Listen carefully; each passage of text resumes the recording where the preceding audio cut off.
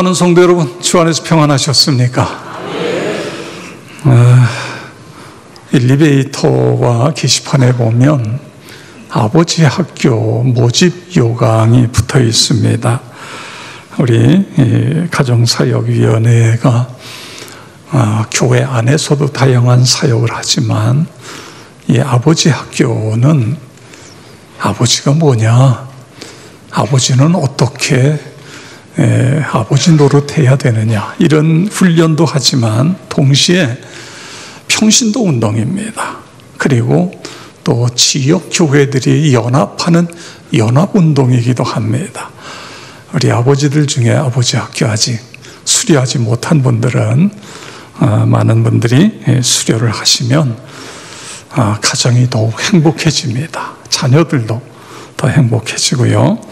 그렇게 되어지길 바랍니다. 오늘이 한글날입니다. 지금부터 570년 전에 세종대왕께서 우리나라의 말이 중국말과 달라서 한자와 서로 통하지 아니한다. 그래서 28글자를 만들어서 이제 한글이 반포되었습니다. 한문만 있던 시절의 백성들은 글을 몰랐어요. 지금 우리가 중국어 공부하는 것은 우리 말이 있기 때문에 훨씬 쉽습니다. 우리 말이 없는 가운데서 중국어를 배우는 것은 너무너무 힘들었어요. 그래서 어떤 지식층, 양반, 특수계층만 이 한문을 쓸 수 있고 한문으로 소통할 수 있었던 것입니다. 글이 없는 백성들의 고통은 이만저만이 아니었어요. 억울한 일을 당해도 글을 몰라서 관청에 편지를 보내거나 상소문을 쓰거나 이런 걸 할 수가 없었던 것입니다. 그래서 많은 백성들이 지배계층에 어떻게 보면 예속되고 어려움을 당했어요. 이걸 세종대왕께서 안타깝게 여기시고, 그래서 이제 한글을 훈민정음을 제창하시게 되어진 것입니다. 지금에 와서는 누구나 그렇잖아요. 누구나 글을 쓸 수 있고 누구나 글을 읽고 그리고 그 글을 보관할 수 있고 그렇게 되어졌습니다. 한글은 세계에서 가장 뛰어난 문자요, 우수한 글자인 것입니다. 세계 언어 중에 소리 나는 대로 쓸 수 있는 건 한글 하나밖에 없다고 이야기를 합니다. 또한 그뿐만 아니라 이게 쓰기도 쉽지만 타이핑하기가 가장 빠른 거예요. 영어를 치려면 이게 글자 하나씩 치지만 우리는 기역에다가 아에다가 갖다 이렇게 집어넣으면 글씨가 돼서 가장 빨리 이 컴퓨터를 쓸 수 있는 언어가 한글인 언어, 그래서 과학적인 언어다. 1997년 유네스코 기록유산에 지정된 우리의 중요한 문화재, 문화유산이 되겠습니다. 그런데 이 한글이 오늘날 와서 이렇게 빨리 정착될 수 있는 것에는 기독교의 영향이 굉장히 컸어요. 기독교가 복음에 들어오면서 성경을 한글로 만들었습니다. 찬송가를 한글로 만들었어요. 그래서 교회에서 성경을 한글로 읽고 그리고 찬송가를 한글로 부르고 그리고 교회에다가 한글 학교를 개설해서 한글을 모르는 사람들에게 이 한글을 깨우쳐주고 그들로 하여금 성경을 스스로 읽게 하고, 이러면서 이 한글이 급속하게 민족의 언어로 자리 잡게 되어진 것입니다. 이걸 뒤집어 이야기하면 한글이 있었기 때문에 동시에 급속하게 복음이 전해질 수 있었다는 이야기로 뒤집어 이야기할 수 있어요. 만약에 한글이 없었다고 한다면 오늘날처럼 기독교회가 이렇게 크게 부흥되어지지 못할 수도 있었을 것이다. 이런 이야기를 하게 되어집니다. 성도 여러분, 한글을 우리가 소중하게 여겨야 됩니다. 얼마나 귀한 언어예요. 그뿐만 아니라 한글이 세계인의 언어가 되게 주시옵소서. 여러분 기도하시기 바랍니다. 그래서요, 우리가 영어를 몰라도 한글만 쓰면 어디 세계에 어디 가든지 다 통할 수 있는 그런 시대가 하나님 빨리 오게 해주세요. 이게 국력이라는 거예요. 국력. 그렇습니다. 영어가 세계의 언어인 것처럼 한글도 세계인의 언어가 되게 주시옵소서. 그렇습니다. 오늘 다니엘서는 구약의 요한계시록이다 이렇게 이야기도 합니다. 다니엘서에 보면 역사의 마지막 때에 일어날 일들이 예언되어져 있습니다. 12장 1절에 보면 그때라고 하는 단어가 3번 나오는데, 이 그때는 11장 40절에 나오는 마지막 때를 이야기하고 있는 것입니다. 다니엘 시대에 살던 유대인들은 대단히 불행한 사람이었어요. 나라도 잃고 그리고 또 가족도 잃었어요. 전토를 다 빼앗겼습니다. 전토를 빼앗길 뿐만 아니라 모든 걸 다 잃었어요. 그뿐만 아니라 성전도 잃고 하나님도 잃어버리게 되었던 것입니다. 그랬더니 어떤 일이 일어났죠? 하나님을 잃어버리게 되니까 하나님께서 결국은 이스라엘을 떠나시게 됐고, 그래서 바벨론의 포로로 끌려가게 되고, 그리고부터는 이 우상을 섬기는 나라 백성들에게 가서 노예처럼 그렇게 삶을 살아가게 되었던 것입니다. 그런데요, 성경은 그 모든 것이 하나님의 심판이라는 거예요. 하나님을 제대로 믿지 않고 하나님을 떠난 이스라엘 백성들에게 하나님의 심판이 바벨론을 통해서 그렇게 심판하셨다는 것입니다. 그런데 이 엄청난 환란이 인류의 종말 때에도 나타난다는 것입니다. 이것이 성경이 우리에게 주시는 말씀인 것입니다. 마지막 때에 일어난 환란은 상상하기조차 힘든 전 우주적인 그런 환란이 우리에게 일어난다. 여러분 다니엘서 12장을 우리가 피고 있는데 1절을 다시 보세요. 거기에 보면 또 환란이 있으리니 이는 개국 이래로 그때까지 없던 환란일 것이며, 환란이 있는데 개국 나라가 세워진 이후로 이런 환란이 없는 그런 엄청난 끔찍한 그런 환란이 일어나게 되어질 것이다. 그런 말씀인 것입니다. 그런데 여러분, 이 말씀에 대해서 예수님께서도 마지막 때에 이런 일이 일어난다고 마태복음 24장 21절에 말씀하셨는데, 우리 다 같이 읽겠습니다. 이는 그때에 큰 환란이 있겠습니다. 창세로부터 지금까지 이런 환란이 없었고 후에도 없으리라. 아멘. 마지막 때에도 이런 엄청난 환란이 일어난다는 거예요. 여러분, 우리가 살아가다가 이 환란이 우리에게 어떻게 올는지는 몰라요. 우리 때에 올는지 우리 다음에 올는지 어떤지 올는지는 모르지만, 환란이 우리에게 엄청난 환란이 다가온다면 지구의 종말이 거의 가까이 왔구나, 이 사실을 깨달으라는 거예요. 그런데 여러분, 그래도 우리가 염려하지 아니할 이유가 있습니다. 다시 여러분 12장 여기 1절에 보면 거기에 무슨 말씀을 하고 있느냐 하면, 내 민족을 호위하는 큰 군주 미가엘이 일어날 것이요. 할렐루야. 누가 일어나요? 내 민족을 호위하는 큰 군주 미가엘 천사장이 일어날 것이다. 그런 말씀인 것입니다. 이 말씀은 환란이 일어나는데 이 미가엘 천사장이 나타나서 보호하시고 도와주신다, 그런 이야기인 것입니다. 이 말씀에 대해서 다니엘서 10장 21절에 보면 이런 말씀이 있어요. 오직 내가 먼저 진리의 글에 기록된 것으로 내게 보이리라. 나를 도와서 그들을 대항할 자는 너희의 군주 미가엘 뿐이니라. 아멘. 하나님을 도와서 하나님의 백성들을 지키시고 하나님의 백성들을 보호할 자가 바로 미가엘 천사장이다. 이런 이야기를 오늘 본문에 하고 있는 것입니다. 미가엘 천사장은 하나님의 위대한 역사를 이루는 천사장입니다. 사탄과의 전쟁에서 항상 앞장서서 하나님의 백성들을 보호하고 인도하는 천사장이에요. 미가엘 천사장이 마지막 때에 일어나서 하나님의 백성들을 보호하고 지켜주신다. 엄청난 환난을 견딜 수 있도록 그렇게 만들어주신다.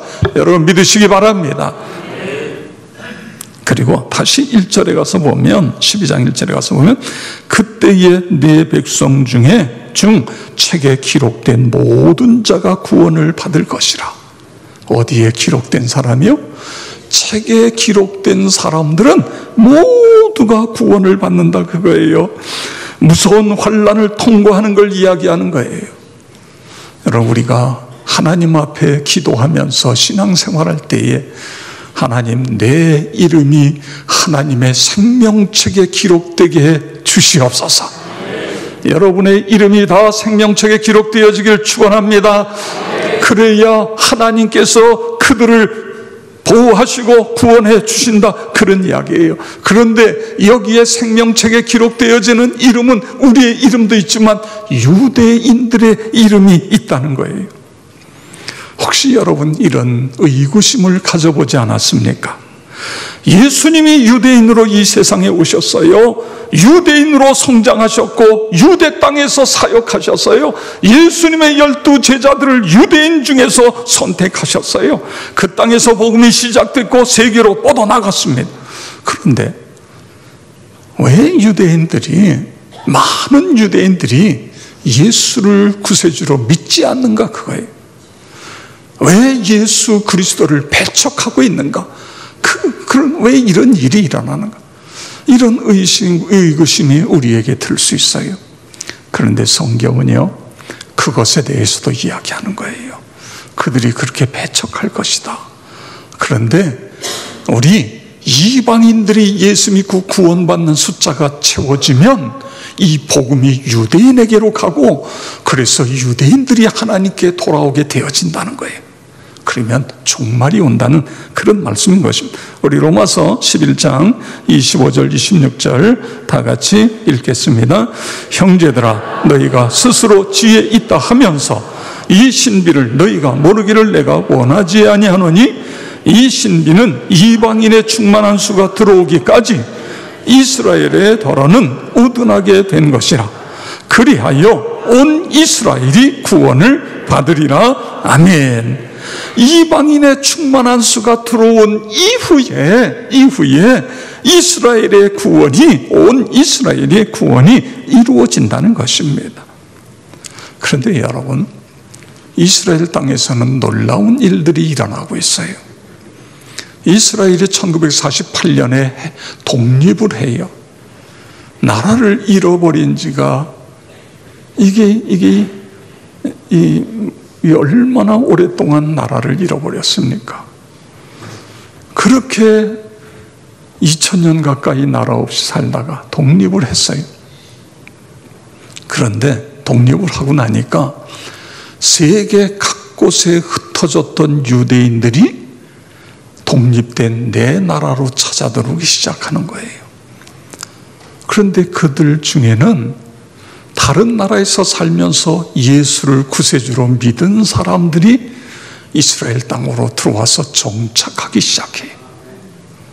그들이 정착할 뿐만 아니라 그들이 예수 믿지 않는 유대인들에게 복음을 전하기 시작하는 거예요. 이게 지금 유대 땅에서 이루어지고 있어요. 물론 그렇다고 유대인들이 복음을 쉽게 받아들이는 건 아닙니다. 그러나 복음이 전해지고 있어요. 그래서 그 유대인들이 예수를 믿고 하나님께 돌아오면 주님 오실 날이 가까이 재림의 주님이 오시게 되어진다고 하는 그런 말씀인 것입니다. 자, 그 다음에 2절에 있는 말씀을 보겠습니다. 땅의 티끌 가운데서 자는 자 중에 많이 깨어 영생을 받는 자도 있겠고 수치를 당하여 영원히 부끄러움을 당할 자도 있을 것이며. 아멘. 땅의 티끌 가운데서 자는 자 중에서 많이 깨어난 자는 자, 이게 무슨 이야기죠? 죽었던 사람이 일어난다는 거예요. 그런데 이 죽었던 사람이 일어나는 건 예수님 재림하실 때에 살아남은 사람도 예수님 앞에 가지만 죽은 사람들도 다 일어나요.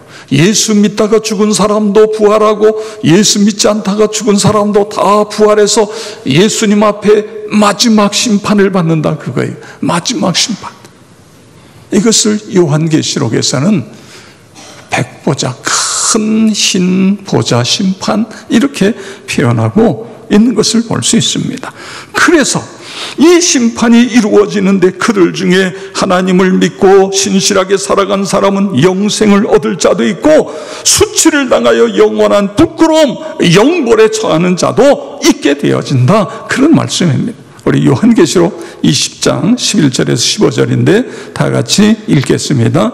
또 내가 크고 흰 보좌와 그 위에 앉으신 이를 보니 땅과 하늘이 그 앞에서 피하여 간 데 없더라. 또 내가 보니 죽은 자들이 큰 자나 작은 자나 그 보좌 앞에 서 있는데 책들이 펴 있고 또 다른 책이 펴졌으니 곧 생명책이니라. 죽은 자들이 자기 행위를 따라 책들에 기록된 대로 심판을 받으니 바다가 그 가운데서 죽은 자들을 내주고 또 사망과 음부도 그 가운데서 죽은 자들을 내주매 각 사람이 자기 행위대로 심판을 받고 사망과 음부도 불못에 던져지니 이것은 둘째 사망 곧 불못이라. 누구든지 생명책에 기록되지 못한 자는 불못에 던져지리라. 아멘. 여러분, 무슨 말씀이에요?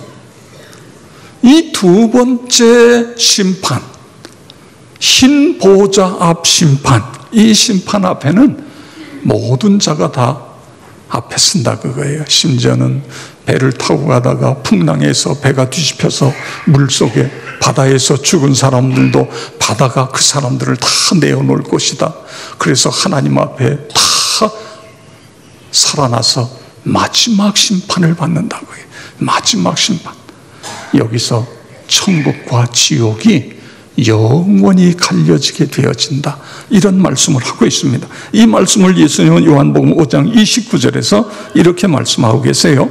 선한 일을 행한 자는 생명의 부활로 악한 일을 행한 자는 심판의 부활로 나오리라. 아멘. 성도 여러분, 마지막 때에 예수님 앞에 섰을 때에 우리가 다 영원한 천국으로 들어가야 되잖아요. 이 주님의 심판 앞에 설 때에 마라나타, 주 예수여 어서 오시옵소서, 그렇게 주님을 환영하며 주님 앞에 설 수 있는 나와 여러분이 되어지길 주의 이름으로 축원합니다. 그 다음에 3절에 있는 말씀입니다. 우리 다 같이 읽겠습니다. 지혜 있는 자는 궁창의 빛과 같이 빛날 것이요 많은 사람을 옳은 대로 돌아오게 하는 자는 별과 같이 영원토록 빛나리라. 아멘. 지혜 있는 자, 궁창의 빛같이 빛날 것이요. 지혜 있는 자가 어떤 사람이에요? 그런데 오늘 10절에서 그 지혜 있는 자에 대해 이야기를 하고 있습니다. 많은 사람이 연단을 받아 스스로 정결하게 하며 희게 할 것이나 악한 사람은 악을 행하리니 악한 자는 아무것도 깨닫지 못하되 오직 지혜 있는 자는 깨달으리라. 아멘. 지혜로운 자가 어떤 사람이에요? 깨닫는 자예요. 그래서 자기를 정결케 하는 사람입니다. 마지막 때가 가까이 왔음을 깨닫고 알고, 그래서 부끄러움이 없는 믿음이 되기 위해서 악을 과감하게 버리는 것입니다. 자신의 인격을 거룩함으로 단장하는 것입니다. 이런 사람이 바로 오늘 여기 궁창의 빛처럼 빛날 것이다, 그렇게 말씀하고 있습니다. 여러분, 깨닫는 게 중요해요. 볼 수 있는 눈이 있어야 돼요. 점점 주님의 때가 가까이 오고 있다는 걸 깨닫고 준비하는 거예요. 그렇게 되어지길 주의 이름으로 축원합니다. 그 다음에 3절에 다시 오면 많은 사람을 옳은 대로 돌아오게 하는 자는 별과 같이 영원토록 빛나리라. 많은 사람을 옳은 대로. 이게 무슨 이야기죠? 예수 복음 전해서 구원받게 하는 것입니다. 하나님 백성 만드는 거예요. 천국에서 영원히 빛나는 것, 그렇게 되는 사람은 예수 믿지 않는 사람, 죄 가운데 있는 사람을 복음 전해서 예수 믿게 하는 거예요. 육신의 정욕, 안목의 정욕, 이생의 자랑 중에 살던 사람 전도해서 하나님의 자녀를 만드는 거예요. 여러분, 이보다 더 귀한 사역이 어디 있습니까? 세속적 가치관 갖고 살던 사람 복음 전해서 예수 가치관 가지고 살도록 그렇게 만들어주는 것, 사역 중에 가장 중요한 사역 아닙니까? 우리 그리스도인들은 예수 복음으로 사는 사람들인 것입니다. 예수로 말미암아 날마다 새로워지는 사람들이에요. 예수 복음으로 말미암아 날마다 기뻐하고 감사하며 살아가는 사람이 그리스도인인 것입니다. 이 은혜를 우리에게 주셨어요. 그런데 여러분, 이 은혜, 이 감격을 우리만 누리고 나의 사랑하는 식구들, 내 이웃에게 이 복음을 전하지 않는다고 한다면 얼마나 안타까운 일입니까? 복음이 구원을 주시는 하나님의 능력이 됨을 우리는 믿고 있습니다. 여러분 믿으시죠? 예수 복음 전하면 내 가족이 구원을 받을 수 있어요. 내 친구, 내 친척, 내 이웃도 예수 믿고 구원을 받을 수 있는데, 그런데 어떻게 가만히 있을 수 있습니까?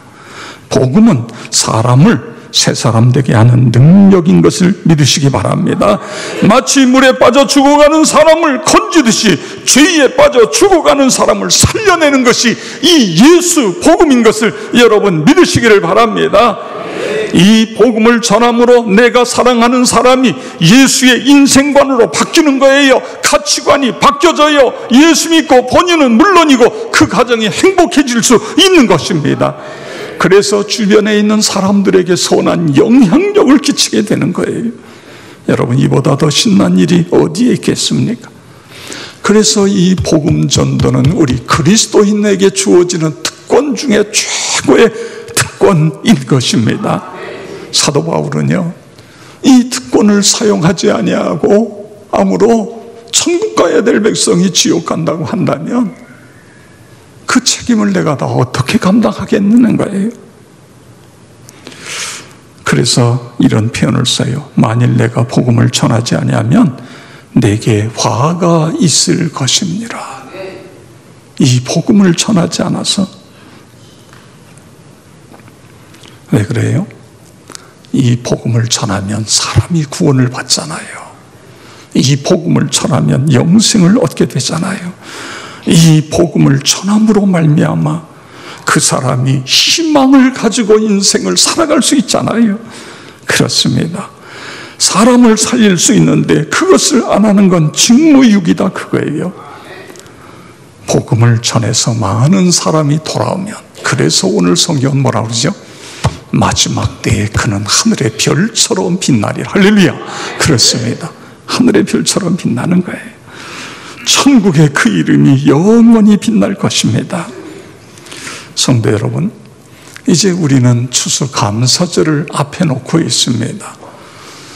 추수감사절에는 하나님께서 1년 동안 우리에게 주신 은혜를 감사하고, 내가 농사 짓지 않지만 금년에도 풍성한 열매를 주신 하나님께 감사하고, 이런 모든 감사를 하는 건데, 그래서 우리가 물질로도 감사하잖아요.